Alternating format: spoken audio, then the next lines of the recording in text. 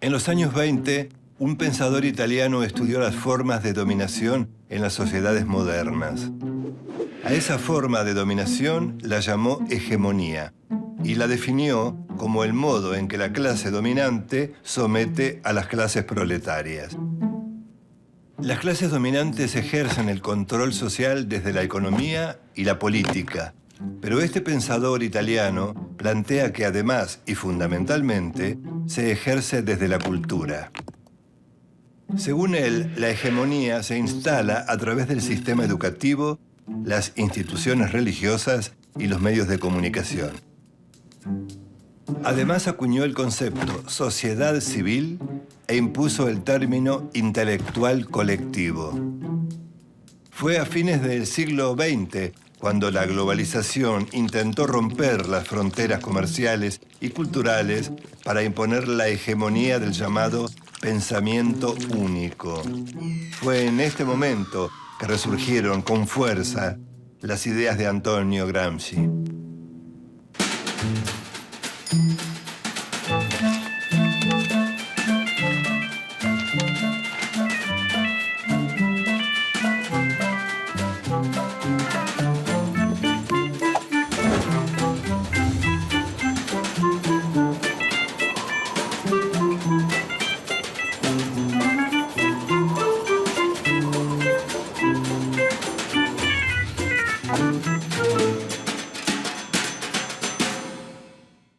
El pensamiento de Gramsci se convirtió en una herramienta fundamental para todos esos movimientos que rechazaban la globalización del capitalismo. A más de 70 años de su muerte, estos movimientos se siguen alimentando de sus ideas.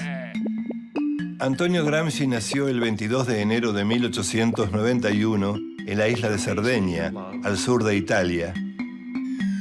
Durante su adolescencia se instaló en Turín, donde se afilió al Partido Socialista Italiano. Ingresó a la universidad, pero dejó sus estudios y se dedicó al periodismo, donde se destacó por su lucidez intelectual. Cuando en 1917 estalló la Revolución Rusa, Gramsci la apoyó con entusiasmo e incluso viajó a la Unión Soviética, donde fue testigo privilegiado de la instauración del comunismo. La revolución bolchevique se apoyó en organizaciones de obreros y campesinos llamadas Soviet. Gramsci intentó aplicar en Italia el modelo soviético, uniendo el obrero industrial del norte con el campesino del sur. Para llevar a la acción su pensamiento, ingresó a trabajar en la fábrica Fiat, en Turín.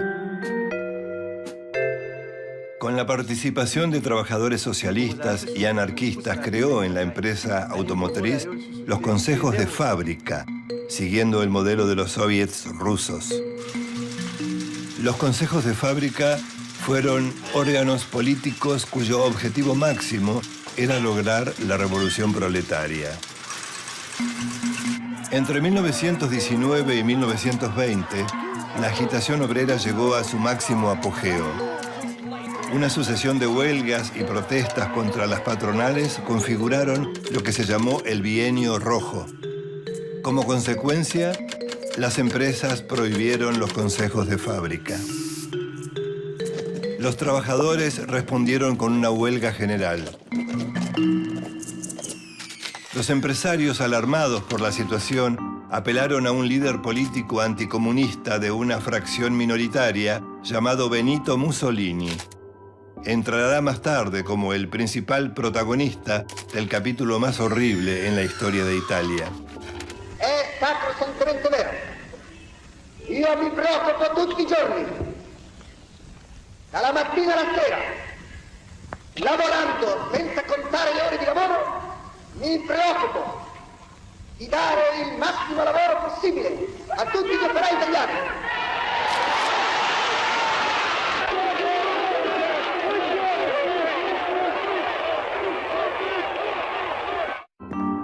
Mussolini tenía su propia fuerza de choque llamada los fascios, de donde saldrá más tarde la palabra fascista. Con sus camisas negras había participado en numerosos episodios de violencia y agresión contra sus adversarios políticos, especialmente socialistas y comunistas. Mussolini sometió por la fuerza a los líderes de izquierda. A partir de estos episodios, las arengas revolucionarias de Gramsci se hicieron más extremas. En noviembre de 1925 fue detenido, luego juzgado y condenado a 20 años de cárcel. Los cargos fueron actividad conspirativa, apología del delito e incitación al odio de clase. El fiscal fascista que lo condenó lo resumió en la frase: debemos impedir funcionar a este cerebro. Ese era el objetivo. Nunca lo lograron. A partir de ese momento se transformó en uno de los presos políticos más célebres de la historia.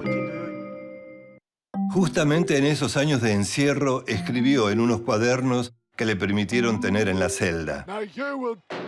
Esas anotaciones fueron conocidas luego como los cuadernos de la cárcel. En más de 3.000 páginas, Gramsci describe su visión del mundo y propone mecanismos para cambiar la realidad. Según su perspectiva, en toda sociedad de clases hay relaciones de fuerza que son cambiantes. Al igual que Marx, Antonio Gramsci cree que filosofía y política están unidas en el accionar de un sujeto social colectivo, el proletariado. El objetivo de la revolución es transformar las instituciones y las relaciones sociales.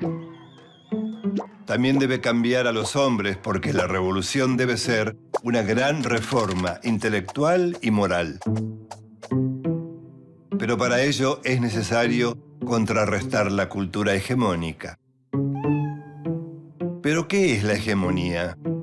Tradicionalmente, el concepto de hegemonía se refiere al predominio de un grupo, clase social, estado o institución sobre otro de su mismo tipo. Gramsci usa este concepto para entender cómo las clases dominantes ejercen su poder en la sociedad y plantea que la hegemonía es una imposición de tipo cultural. Las clases dominantes imponen su idea de sociedad a las clases oprimidas. Su visión del mundo se impone sobre las demás. La hegemonía se instrumenta a través de la educación, la religión y los medios de comunicación, lo que él llama la sociedad civil. Además de una sociedad civil comprometida, toda revolución, dice Gramsci, necesita de condiciones objetivas y subjetivas para materializarse.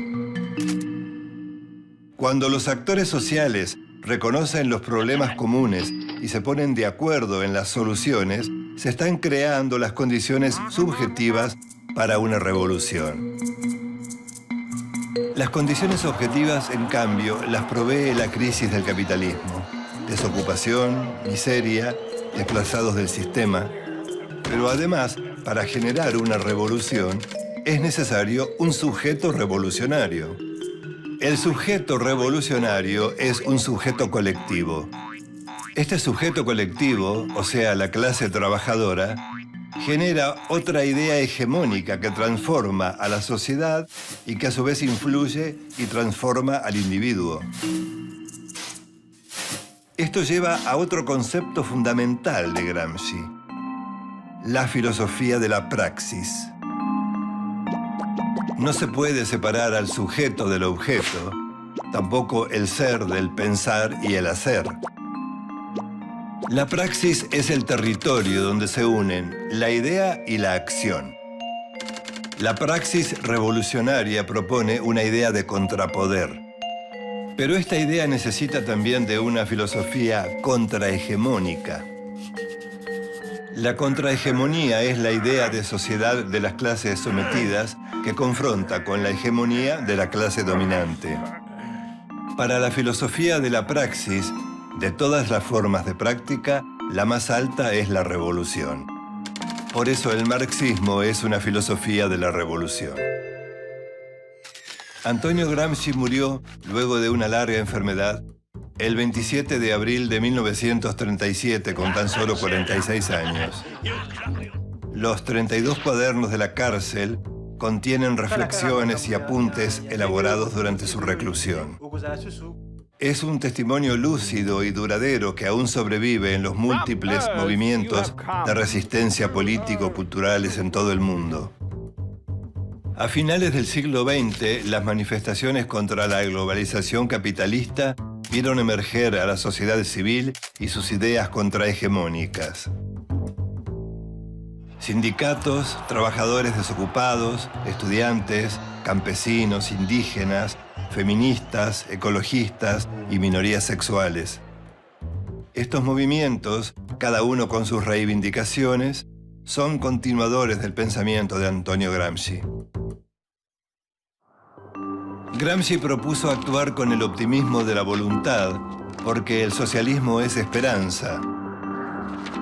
Su vida y su lucha están marcadas por su férrea convicción de que el mundo es como es, pero que también puede ser de otra manera. Y esa es la misión: cambiarlo.